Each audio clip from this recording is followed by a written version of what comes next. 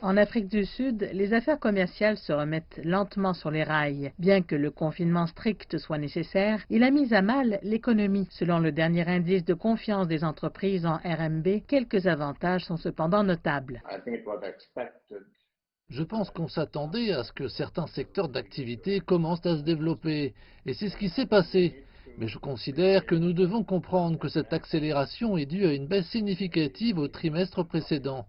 Ce que nous avons constaté au cours du dernier trimestre, c'est que l'ouverture de l'économie au cours des 2 derniers mois après son retour au premier niveau a eu un impact bénéfique sur la croissance économique.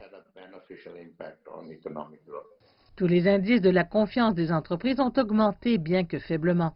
On craint cependant qu'une deuxième vague de COVID-19, qui balaie actuellement le pays, n'impacte à nouveau les entreprises.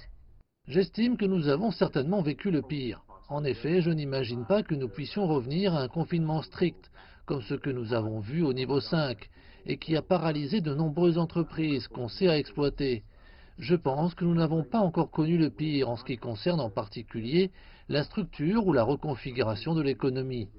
Pour pouvoir croître durablement, nous devons nous assurer de supprimer ces obstacles structurels. Lundi soir, le président s'est adressé aux Sud-Africains. Il a annoncé des restrictions plus fortes visant à freiner la propagation. Il a cependant pris soin de ne pas trop limiter les affaires. Nous avons vu en Europe, comme nous continuons à le voir en Amérique, que le virus n'a pas disparu. Il est encore plus virulent lors de la deuxième vague. On commence à le constater en Afrique du Sud.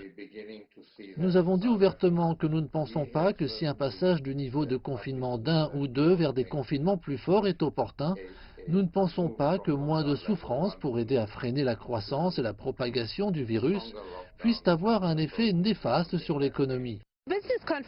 L'indice de confiance des entreprises est passé de 24 à 40, une hausse significative. Il a cependant résulté de l'assouplissement des réglementations du confinement. L'Afrique du Sud a encore un long chemin à parcourir avant qu'une forte activité économique soit de retour et que l'environnement des affaires soit plus propice aux entrepreneurs.